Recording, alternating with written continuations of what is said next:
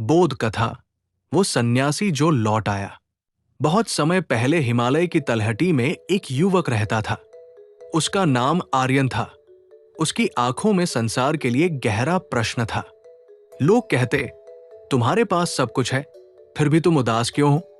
लेकिन कोई नहीं जानता था कि उसके भीतर एक युद्ध चल रहा था। वो मंदिरों में गया, ग्रंथों में गया, साधुओं के पास गया, पर उसका मन शांत नहीं हुआ। धीरे धीरे उसे संसार से विरक्ति होने लगी। उसे लगा शायद मुक्ति केवल सब छोड़ देने में है। एक रात बिना किसी को बताए वो घर छोड़कर हिमालय की ओर निकल पड़ा। पर्वतों का मौन। वर्षों तक वो गुफाओं में रहा, ध्यान किया, उपवास किया, मंत्र जपे। लोग उसे महात्मा कहने लगे। लेकिन जब रात गहरी होती और बर्फीली हवाएं गुफा के भीतर प्रवेश करती, तब उसके भीतर से एक आवाज उठती, क्या तुम सच में मुक्त हो या केवल भाग आए हो? वो उस आवाज को दबा देता। वृद्ध साधु से भेंट। एक दिन पहाड़ों पर उसे एक वृद्ध साधु मिले।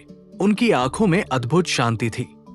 युवक ने पूछा, गुरुदेव, मैंने सब त्याग दिया, फिर भी भीतर शांति क्यों नहीं? वृद्ध मुस्कुराए। उन्होंने पूछा, क्या तुमने संसार छोड़ा है या केवल अपने घावों से भागे हो? यह सुनकर युवक मौन हो गया। वृद्ध बोले, जिस वैराग्य में करुणा नहीं, वो केवल थका हुआ मन है। नदी के किनारे वृद्ध उसे एक नदी के पास ले गए। उन्होंने कहा, इस नदी को देखो, ये पर्वत छोड़ती है लेकिन संसार से भागती नहीं।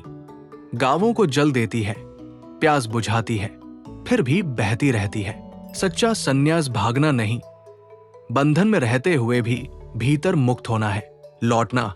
वर्षों बाद युवक अपने गांव लौटा। लोग आश्चर्यचकित थे। उन्होंने पूछा, क्या तुम्हें सत्य मिल गया? युवक मुस्कुराया और बोला, पहाड़ों में मुझे मौन मिला, लेकिन मनुष्य के दुख में मुझे करुणा मिली। पहले मैं मुक्ति खोज रहा था, अब मैं समझ खोज रहा हूं। उसने फिर घर बनाया, लोगों की सहायता की, बच्चों को ध्यान सिखाया और रात में एकांत में बैठकर आकाश को देखता। अब उसके भीतर युद्ध नहीं था। अंतिम बोध। एक दिन उसके शिष्य ने पूछा, गुरुदेव, क्या संसार माया है? वो मुस्कुराया और बोला, नहीं, आसक्ति माया है। संसार तो ईश्वर का दर्पण है। जो उससे भागता है वो स्वयं से भागता है। और उस दिन पहली बार शिष्य ने देखा, उसके गुरु की आंखों में हिमालय से भी गहरा मौन था। हर हर महादेव। धन्यवाद।